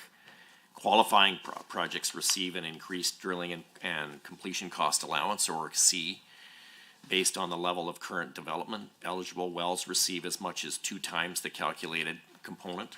So that program is in place as far as R-C. And the objectives of that program are to provide the appropriate royalty treatment for strategic emerging oil and gas assets. So, Deputy, why don't you connect those performance metrics into your report then? That's a relatively new program. And so we're just at that program has just recently been stood up. I don't know, Doug, if you want to add to that. Yeah, MLA, there's a number of different variety of programs that we have in place within our royalty system. You know, the conventional oil ones, as you mentioned, those two programs, EHRP and ERP, are two pieces to encourage increased drilling and completion. The deputies outlined some of those objectives that are identified within that space. And clearly, as we look at these, not only are we looking at how we collect the appropriate economic rent, the deputy had earlier identified some of the significant record milestones for royalty collection over the past year. $25.2 billion in total that's been collected on behalf of the From a transparency perspective, and I'm trying to maximize my time here. From a transparency perspective, the ministry's performance, Albertans will only know based on the objectives set in the business plans and the annual reports that provide against those key objectives that you have provided. And none of those provide metrics that show the performance of those two royalty frameworks that you have provided and the programs that run under those. So those two programs, we do have guidelines and program details that are available on our website. So if you go to www.alberta.ca royalties, you'll be able to find more details about the specifics of those and the outcomes. Loan evaluation provided? So you'll be able to see on the website the number of programs that have been approved, applied for, and some of the outcomes from those programs. Okay, would be great if the department can provide those within the annual report, which is the accountability framework that we have in government in terms of ministry's performance in against the set key business outcomes and key objectives, which is not clear in terms of royalty perspective for me. So the next question would be, does the ministry set targets for the number of applications expects to receive under each royalty program? Like, do you set target number of applications that you expect to receive? No, we do not. I think maybe just to provide a little bit of context. Within the royalty framework, these are programs for which industry must lead relative to the overall application process. We are not privy to the capital programs that the oil and gas companies are developing on an annual basis, which would then trigger potentially them to proceed with an application, which would then trigger obviously a royalty component. So your line of questioning, I think, is challenging in a way, because at the end of the day, although we may set the royalty component, the ability is that it's we will address the applications as they come from industry. We won't establish a goal based on trying to determine what industry would do relative to providing an application for an additional royalty program. Yeah, from my side, the problem I will have is on behalf of Albertans, how will I know the performance of those, of the royalty program? So we can tell you that I think if we were to focus on something that Albertans would really want to understand and know about this is that we have 111 projects that are basically fall within the current royalty program. Of those, 42 of those programs are in a pre-payout, and the balance 68 are in a post-payout. So the difference relative to what we take as Albertans. That is basically a description of what exists. It's not a performance metric, and I'm after performance metrics here. Like you could describe the programs that you have within those frameworks, but it doesn't tell me your performance. Basically, and it's something that you set in your business plan. So how do you provide those targets that you set in the business plan? I think on a case, so we just don't establish based on what industry can do relative to additional applications within the royalty framework. Well, the alternative is not to have at all any performance metrics to evaluate the performance of the department on these royalty frameworks. I guess all I could say would be that the department does not look at it relative to saying that we are trying to establish a performance for a royalty framework, which comes down to a individual case-by-case application by a specific company in which we identify based on that whether it's pre-payout or post-payout exactly how the actual program is operating within that structure of that project. Yeah, and I get it. That's why you develop a framework. Your framework should have some sort of performance metrics then. And it doesn't. Well, I guess from the perspective of the line of questioning I'm not sure how we would really design a performance metric for something which industry drives. They are driving this. They drive the application process. So the department has no say on. Sorry. And thank you, member. We will now move to government MLAs for another 10 minutes of questions. Thank you, Chair. Through you to the Deputy Minister. About the Alberta Petrochemical Incentive Program, the APIP program, pages 43 to 44 of the annual report discuss the Alberta Petrochemical Incentive Program, a grant-based program created to attract petrochemical investments in Alberta, increase investment, and create jobs. As mentioned on page 43, there were continued interest in APIP through the 2022-2023 fiscal year. I would like to go in further detail about the program and the projects that have received funding. I see there were two projects that received APIP grant funding in 2022-2023. Dow Chemicals Canada was approved for a grant worth $32.5 million for its Fort Saskatchewan 12th furnace capacity improvement project, while Air Products was approved for a grant worth $161.5 million for its new hydrogen production and liquefaction facility. Can you please outline the merits of these two projects and the role of these APIP grants in attracting the investment to Alberta? I can. Thank you, MLA. As we understand, it's a very competitive market relative to how Alberta competes in the petrochemical space, especially across North America. We are competing with Texas, Louisiana, and other states relative to ensuring that we can provide an incentive that supports the attraction of that investment back to Alberta, which is so critical. As you know, MLA, we have the lowest corporate tax rate, if not the lowest corporate tax rate, certainly in Canada, one of the lowest corporate tax rates in North America, which is a huge draw. And combined with that, we also have, of course, the Alberta Petroleum Incentive Program. It's designed to propel the economic growth by attracting substantial investments like you touched upon, and I'll get to the details on those. It really does aim to solidify Alberta's position as a global leader in petrochemical development. And of course, I might say probably right in your riding, MLA, we have the industrial heartland, which we are so proud of relative to the work that both the industrial heartland does, as well as its ability to attract global investments. And it really is becoming the hub for Canada in many respects relative to petrochemical development as a result of this program.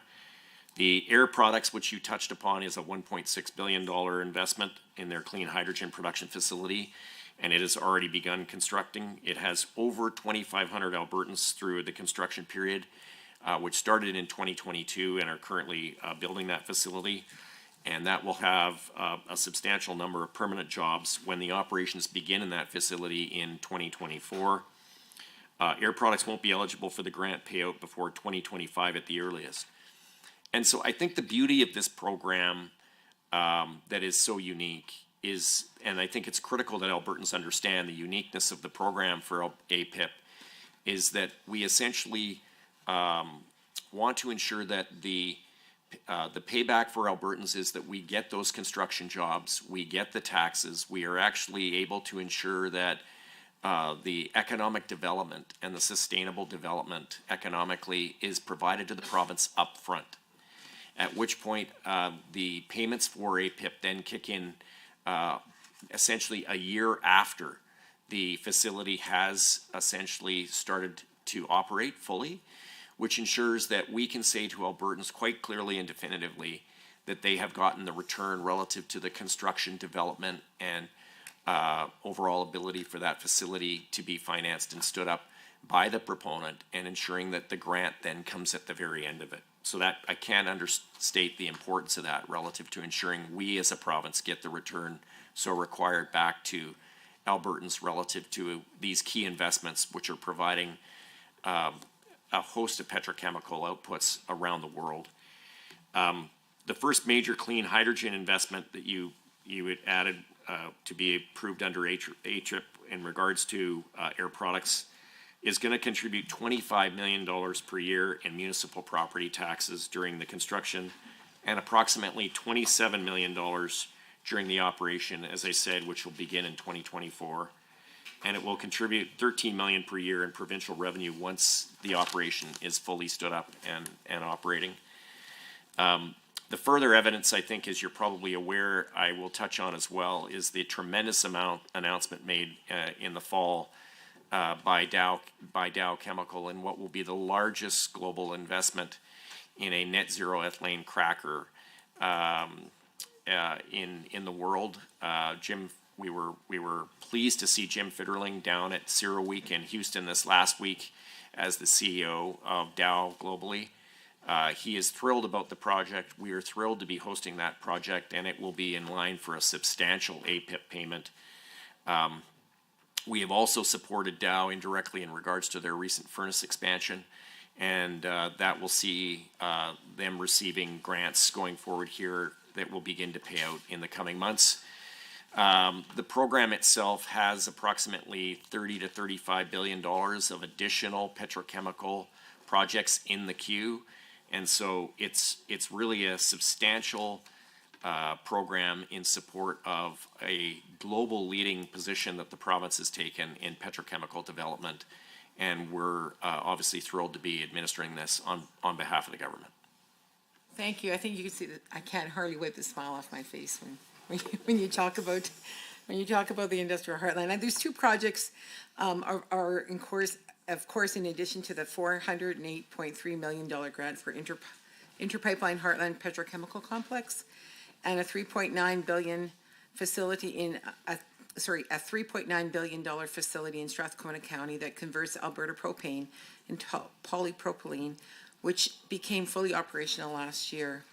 With three major projects receiving grant funding from APIP already, and you've kind of touched on this, but can you tell us about the impact that APIP has had so far, particularly within the last fiscal year, on investment attraction in the petrochemical sector, and what metrics have been used to track and evaluate the APIP success?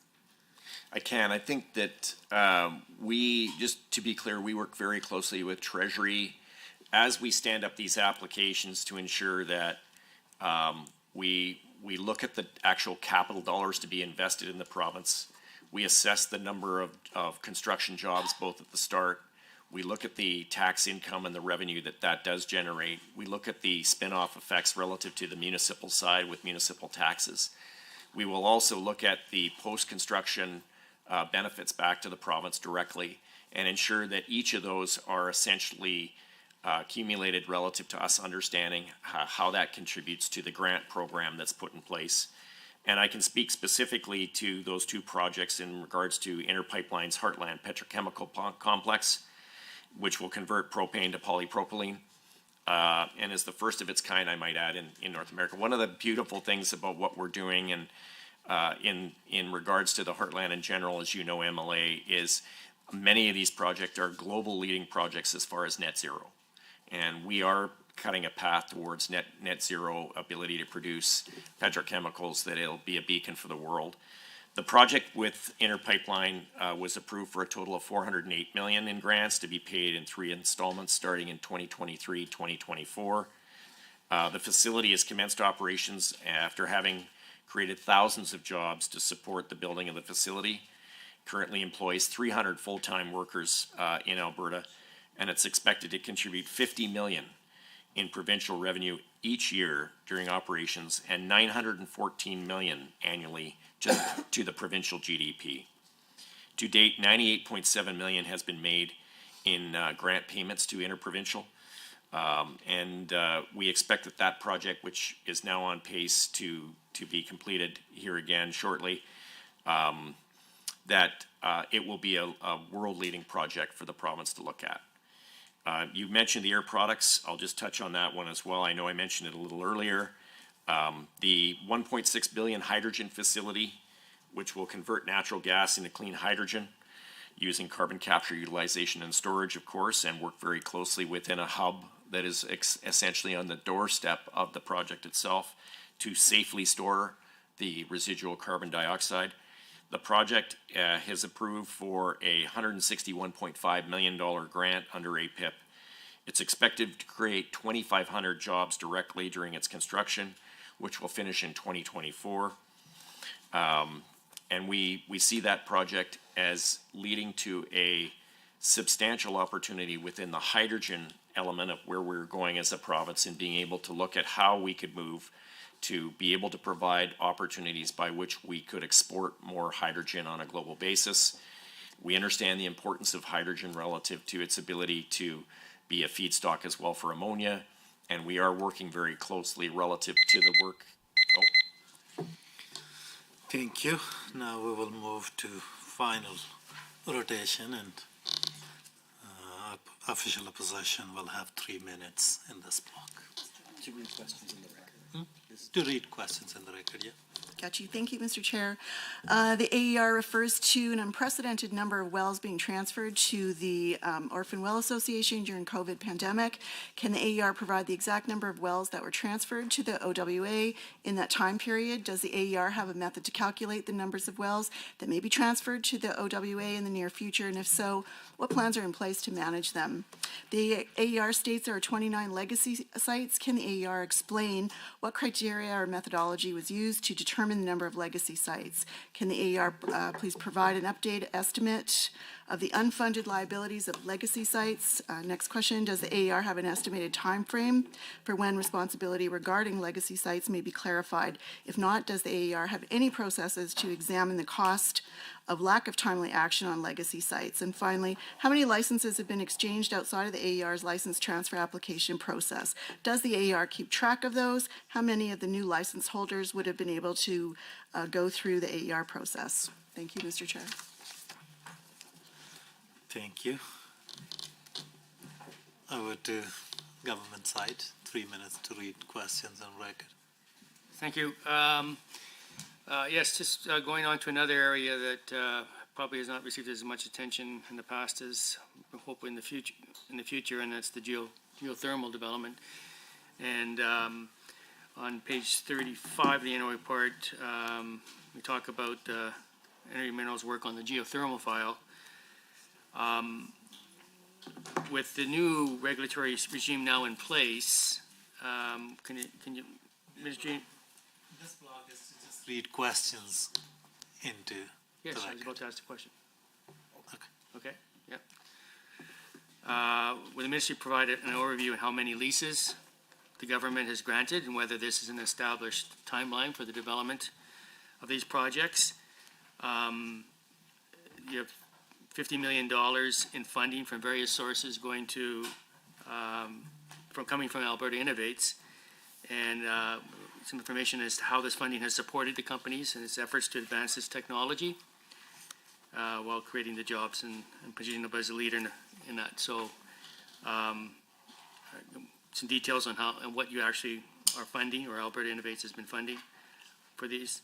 An update on new and current projects in Alberta, and considering that they received 74 applications for tenure and issued 32 leases, some context as to how big we actually think that geothermal opportunity is in Alberta. So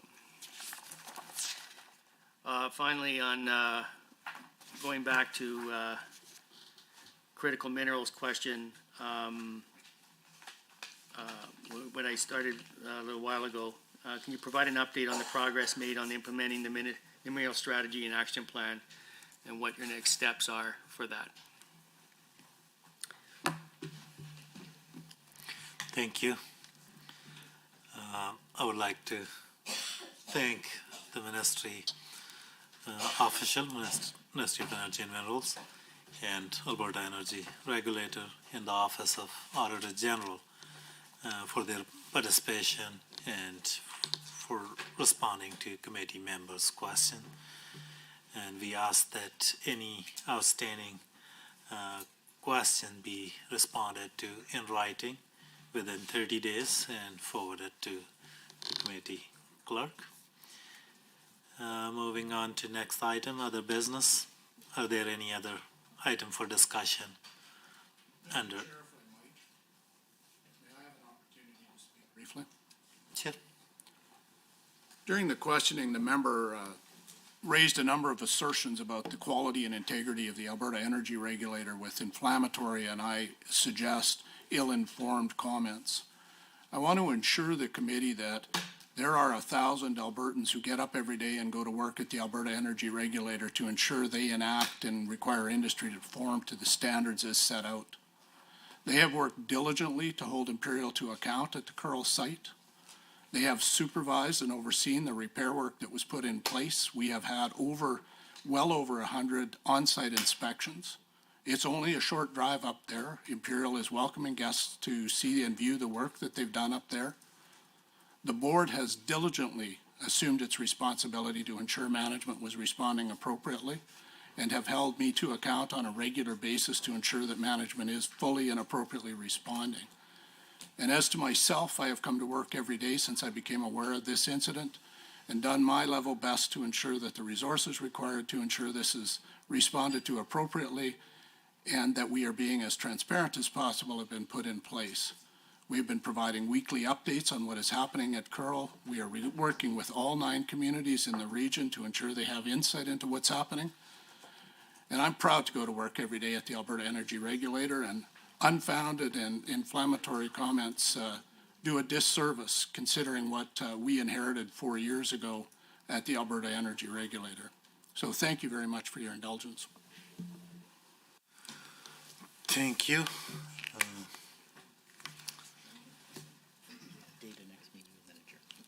The date of next meeting is April 9th, but I think I would, if it was comments were about the performance evaluation that was asked individually, I would agree that was not in order, but the comments made by AER CEO, I think that were about AER should have been made in the course of the meeting. Anyway, I would call for a motion to adjourn. Would a member move that meeting be adjourned? So moved. Okay, all in favor? Aye. Any opposed? Thank you, and the meeting is adjourned.